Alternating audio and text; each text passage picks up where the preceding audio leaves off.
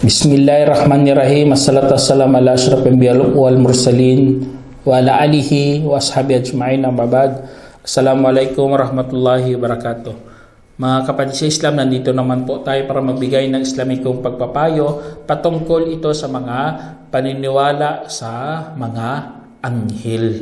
Opo mga kapatid sa Islam, anghel naman po ang ating pag-uusapan. Kasi nga dapat sa isang Muslim meron siya pong matatag na paniniwala sa pagkakaroon ng mga anghel na sila ay nasa ligid ng mundo na hindi natin po alam. Maliban na lang kung ipinadalahan tayo ng aklat o kaya nabanggit sa Quran o nabanggit ni Prophet Muhammad. Iba po ang mga mundo sila ng tao, iba rin po mundo ng mga engkanto. Sila po mga mararangal, mga makadiyos at sumasamba ng Allah kay Allah ng tapat. Isa yung sinagawa nila kung ano ang kanilang inutos ni Allah subhanahu wa ta'ala at kailanman hindi po sila susuhay. Ito ang ating paniniwala kasi nga hindi po tayo katulad ng hindi Muslim na mga anghel na naging suwail, nagiging sila, nag-falling angel po sila. Hindi po ganun ang paniniwala o may mabanggit pa nga bumaba sila sa lupa at sa oras nakita nila mga ganda, mga kababaihan, mga anak ng mga tao, inasawa nila at nagkaroon sila ng mga anak na higanti. Kaya sa Islam hindi ganun po. Ang mga anghel po, mga mararangal yan sila na sumasamba lamang kay Allah subhanahu wa ta'ala. Iba po ang mundo nila at iba rin ang mundo natin. Ang ating mundo, meron tayong pagnanasa sa kapwa natin mga kababaihan. Sila hindi ganun. Mayroon silang kasalanan, walang ganun. Kaya mga anghel po, mga mararangal yan. Katulad ng sinabi ng Allah subhanahu wa ta'ala, at kanilang sinabi, kumuha ang mahabagin ng anak, kaluwalhatian sa kanya. Pagkus sila, mga anghel ay mga aliping mararangal na hindi mag-uuna sa kanya sa pananalita at ginawa nila ang kanyang utos. Yun pa mga kapatid sa Islam. Ang mga anghel, mga mararangal po yan. Hindi yan katulad natin na mayroong pagnanasa na kaya natin maging suwail na hindi sumunod kay Allah subhanahu wa ta'ala. Lalo na hindi yun tama na bumaba sila dito at mag-asawa ng mga kababae kasi nakita nilang mga maganda. Ibig sabihin, natutokso pala siya sa ganda ng mga kababaihan. Tao lang po yan o mga hayop na natutokso sa kababaihan o vice versa. Kaya po mga kapatid sa Islam, di po natin dapat ganun ang ating paniniwala.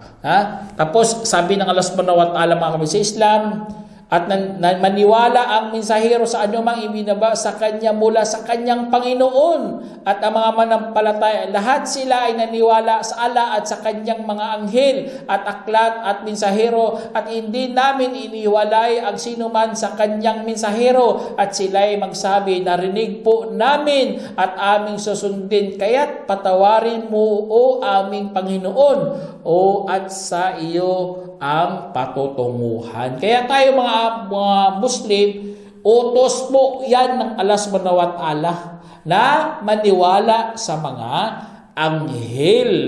At ang mga anghel, kasi nga kapag hindi po tayo maniniwala dyan, ililigaw po tayo ng maling paniniwala. Tulad sa sinabi ng Allah subhanahu wa ta'ala, o mga yaong sumasampalataya, maniwala kayo kay Allah at sa kanyang mensahero at sa aklat na kanyang ibinababa, sa kanyang mensahero at sa kasulatan na ibinababa bago sa kanya. At ang sinumang tumakwil sa Allah at sa kanyang mga anghel at sa kanyang mga libro at sa kanyang mga mensahero at sa huling araw ay tiyak naligaw ng napakalayong pagkaligaw. Kaya mga kapatid sa Islam, ang anghel, yan siya, mga mensahero. Mga mensahero ng Allah subhanahu wa ta'ala. Pero hindi ibig sabihin ng tao pwede maging anghel. Wala po yan sa ating paniniwala. Kasi ang tao, ang hayop, hayop, ang isda, isda, ang aso, aso. Hindi pwede na anghel maging tao o ang tao maging anghel. Walang ganon mga kapatid sa Islam. Pwede ang anghel nagpakatawang tao. Ha? Tapos hindi naman siya pwede, babalik na naman niya pagka-original niya. Katulad sa ginawa ni Angel Jibril na nagpakatawang tao siya. Para si Prophet Salam hindi matakot sa kanyang original na physical na anyo. Ha? Kaya ito ang tandaan po natin mga kapatid sa Islam. Na hindi po yan tao. Alam natin anghel yun. Kaya dapat maniwala po tayo sa kanyang pagkalikha. Maniwala rin tayo sa ilang mga pangalan na nabanggit. Katulad ni Jibril, Israfil, Malik, at iba pa mga, tapos ang kanilang katangian, kanilang mga gawain, lahat yan pasok sa ating paniniwala. Ha? Kaya mga kapatid sa Islam, ito, tandaan nyo, na maanghel ay nilikha sa liwanag. Katulad sa inulat ni Aisha, radiyallahu anha, sinabi na mensahero ng Allah SAW, nilikha ang mga anghel mula sa liwanag at nilikha ang mga engkanto mula sa maliwanag na apoy at nilikha si Adam kung ano ang inilarawan sa inyo. Isinalaysay ni Muslim. Dito sa hadith na ito mga kapatid sa Islam, ang mga anghel ginilikha mula sa liwanag. Alhamdulillah. Ito napakalinaw to. Ang mga anghel naman nilikha sa marriage min nar. Ang marriage ay sabi ng doon na akalat to, sabi nila mula sa apoy na walang usok. Pero sa kung iisipin mo talaga, kung i-translate talaga natin maliwanag na apoy. Ibig sabihin, pinaka-intense niya, pinaka-sinag ng apoy, yun ang doon siya nilikha.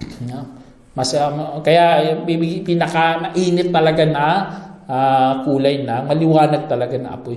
Tapos si Adam ay nilikha sa alabok. At alam po natin yan, ha? Tapos isa sa mga tandaan po natin, ang mga anghel po, hindi talaga yan susuway kay Allah subhanahu wa ta'ala. Kasi binanggit talaga po sa Quran. At lagi natin naririnig ang ganitong talata. Sabi ng Allah subhanahu wa ta'ala, Ya ayyuhalladhina amanu qu anfusakum wa ahlikum nara wa quduhan nas wal hijara 'alayha malaikatun giladun shidad la ya'suna Allah ma amara wa yaf'aluna ma yu'marun. Sabi ng Allah subhanahu wa ta'ala sa banal na Quran, O mga yaong sumasampalataya, iligtas ninyo ang inyong mga sarili at inyong pamilya sa apoy na ang panggatong nito ay mga tao at bato. At mayroong doong mga anghel na mararahas at malulupit. Hindi sila sumusuway kay Allah sa anumang kanyang ipinag-utos at kanilang ginagawa ang anumang ipinag-utos sa kanila. Allahu Akbar mga kapatid Islam. Nakakatakot. Kasi nga may mga anghel doon. Napukpukin ka talaga. Kung aakyat ka doon, malulupit yan, hingi ka ng tulong, hingi ka ng pagkain, hingi ka ng tubig, hindi ka nila matutulungan. Bagkus, magalit pa yan sila, mga malulupit nga sila, mga mararahas. Anong utos sa kanila, yun lang po ang gagawin ng mga anghel. At ang pinakaano nila doon, isa sa mga anghel doon, si Malik, na hindi talaga tumatawa. Matitigas ang puso. Kasi nga, hindi talaga sila susuway kay Allah subhanahu wa ta'ala. At ang bantay sa impyerno, mga kapatid sa Islam, na mga anghel, 19 lang po. Tingnan nyo, 19 lang. Sa dami na mga taong maipasok sa impyerno, maraming mga engkanto makapasok doon, hindi kahit isa doon sa kanila na makalabas. Tingnan nyo kung gaano kalakas ang bantay ng impyerno. Tapos mga mga malulupit, mararahas. Kaya isa sa mga nilikha yan ng Allah.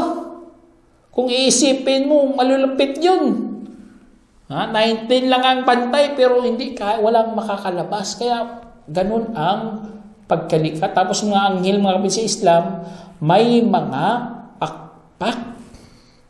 At ang alam lang po natin na pakpak ng anghel, dalawa.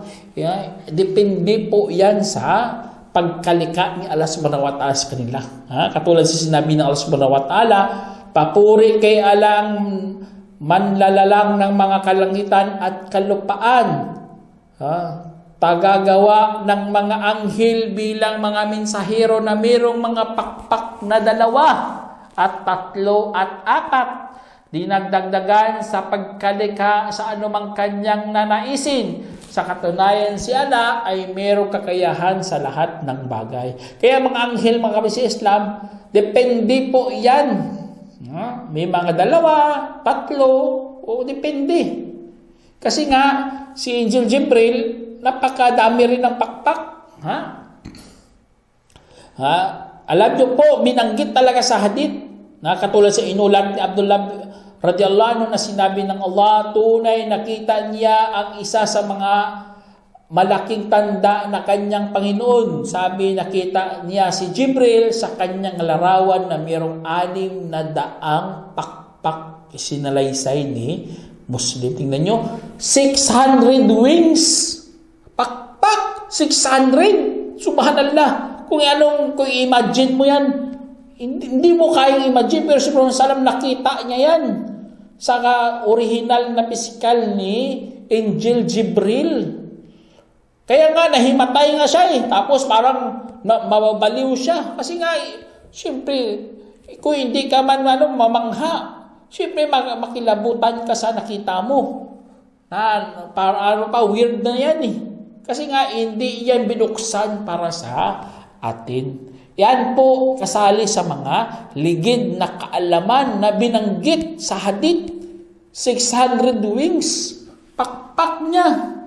Kita nga natin mga ibon, 2 pakpak lang, namamangha ka na. Lumilipad. Sila, si Jibril, tagadala talaga yun ng mensahir. 600 wings yun, gagamitin niya yun para paglalakbay niya sa kalawakan. At alam naman po natin ang kalawakan, mga kapatid. Napakalayo. Ginagamitan po yan ng light year. Ang ang sukatan ng layo. Light year. Hindi katulad sa atin, kilometer. Miles. Hindi ganun ang sukatan doon. At alam po natin, ang sidag ng araw, napakabilis yan. Kaya mga anghel, ganun sila mag-travel. At gagamitin ng Angel Jibril ang kanyang 600 wings. Allahu Akbar. Kaya ganun na ganun ang Ayatul Kubra. Ibig sabihin, malaking tanda ni Allah subhanahu wa ta'ala na ipinakita kay Prophet Muhammad SAW. Kaya po mga kapatid sa Islam, itong si Jibril, kung ano pa mga ni Allah subhanahu wa ta'ala talaga itong mga inasahan niyang mga anghel. Kasi nga, inutusan talaga siya magdadala ng mensahe doon upang dalhin ang kanyang kagustuhan. Tapos, merong isang hadith dito na inulat ni Al-Bara bin Azib na sinabi ng mensahero ng Allah SAW kay Hasan bin Thabit radiyallahu anhu, pintasan mo sila sa tula kasama mo si Jibril. Ito isa sa mga binanggit ko sa ni Ahmad. Kaya po mga sa Islam, yun minsan inutusan din siya ng Allah na samahan niya mga tao. Kaya Allahu Akbar. Ganon si Jibril nagpakita kay Prophet Salam nga Tapos bumababa siya. Siyempre sobrang laki niya, bumababa siya dito sa mundo, lumiliit siya at nagpapakatawang tao. Kasi nga, kung hindi siya nagpakatawang tao, siguro makikita yan ng buong kita ng Salam na palibutan niya ang lahat ng kalangitan. Tingnan nyo, sa sobrang laki ni Angel Jibril. Tapos kung sa Islam, tingnan nyo sa ginagamit ng Quran, paano sila lumilipad. Sabi ng Allah, ta'arujul malaikatu waruhu ilayhi fi yawmin kana miqdaruhu 50,000 sanah. Sabi ng Allah subhanahu wa ta'ala, umaakyat ng palihis ang mga anghel at kaluluwa, si Angel Jibril, tungo sa kanya sa bawat isang araw na kasing layo ng 50,000 taon. Allahu Akbar. Tingnan nyo, 50,000 taon ang paglalakbay kasing layo ganun. Light year nga eh. Allahu Akbar. Sobrang layo. Tapos yung umaakyat ng palis, itong binakaano talaga. Hindi ginamit sa Quran, yas'ad. Bagkos ang ginamit, ya'ruj. Kasi nga, ang ya'ruj, palihis. At ngayon, nano natin yan. Natuklasan talaga natin. Pasalamat nga tayo sa panahon natin na ang mga spaceship hindi po maaring lumipad na straight. Dapat po lihis po yan. Kasi kung straight mo, binabangga mo ang mga layer of heaven, of sky. At alam po natin, ang layer doon, 7 yun. Ang mga kung straight mo, sasabog ang spaceship na sinasakyan mo. Kaya, tingnan nyo sa ginamit ng ya'ruj. Lumilipad ka na, paakyat ka ng palihis. Yan ang tama. Kapag aakyat ka sa langit, dapat lilis. Kaya pinag-aralan po nila yan. At alam na talaga nila na hindi mo kayang lumipad ng straight na doon sa langit. Kasi nga, sasabog na ang iyong spaceship. Kaya ganun din ginagawa ng mga anghel na lumilihis ng kanilang paglipad. Tapos si Angel Jibril, tinawag na ruh, kaluluwa. Bilang parangal yan, nickname niya. Hindi katulad sa Holy Spirit. Oo, Holy Spirit, pero nickname niya yun. Bilang palayaw ni Angel Jibril, ang kanyang ang tinatawag na kaluluwa. Kasi nga kung mo yan, gawin mo literal, hindi yung literal. Ang nickname yun ni Angel Jibril. Allahu Akbar. Kaya yun ang kagandaan sa Islam, na tinuturuan po tayo ng lahat ng bagay para malaman po natin ang katotohanan. Yun ang paniniwala sa mga anghel. Dapat alam mo ang mga pangalan nila. May mga nickname din sila. Kasi nga marami sa atin nagkamali talaga. Sabi nila, kaluluwa ng Diyos na binigay kay Kristo. Tapos sabi ng kaluluwa, Diyos din. Hindi ganoon mga kapatid sa Islam. Ang kaluluwa, dinala yun ni Angel Jibril. Ginala niya ang kaluluwa na yun. Pero isa lang po yan sa mga nilikha ng Diyos. Katulad sasabihin mo, bahay ng Diyos, libro ng Diyos. Kaya kaluluwa ng Diyos, wala problema yun. Dinugtong mo lang ang nilikha sa may kapal. Kaya ito ang dapat nating malaman. Huwag mong ganun lang, literal ka yun lang pag-unawa mo, yun tanggapin, kaluluwa ng Diyos, kaluluwa kagad. Kaya si Kristo Diyos din, nagkamali ka po kapatid sa Islam. At isa sa mga mga kapatid sa Islam, ang mga anghel po ay nagsasalita. Allahu Akbar. Tandaan nyo po, ang mga anghel po ay nagsasalita. Katulad sa sinabi ng Allah subhanahu wa ta'ala, at nang sinabi ng iyong Panginoon sa mga anghel, katotohanan ako ay gagawa ng kahalili sa kalupaan. Sila ay nagsabi, ikaw ba ay gagawa sa sinumang sisira roon at magdadanak ng mga dugo, samantala kami ay lumalahati sa iyong kapurian at nagbabanal sa iyo. Kanyang sinabi, katotohanan aking nalaman ang anuman hindi ninyo nalalaman. Kaya po dito sa binasa natin sa banal na Quran, tanda talaga to na ang anghel ay nagsasalita. Inshallah, ipatuloy na lang po natin ang ating pagbibigay ng Islamic pagpapay tungkol sa mga anghel, kasi napakagandang topiko po ito, na gagamit lang tayo ng Quran, gagamit lang po tayo ng hadith. Hindi natin kailangan magbigay ng opinion, maghaka-haka ka o kuro-kuro. Kasi nga, ang Islam, mayaman po tayo sa kaalaman. Hindi mo na kailangan magbigay ka ng kuro-kuro mo o magpapaliwanag ka na walang mga dalil, walang mga katibayan. Kaya dito na lang po, sana meron kayong natutunang aral. Assalamualaikum warahmatullahi wabarakatuh.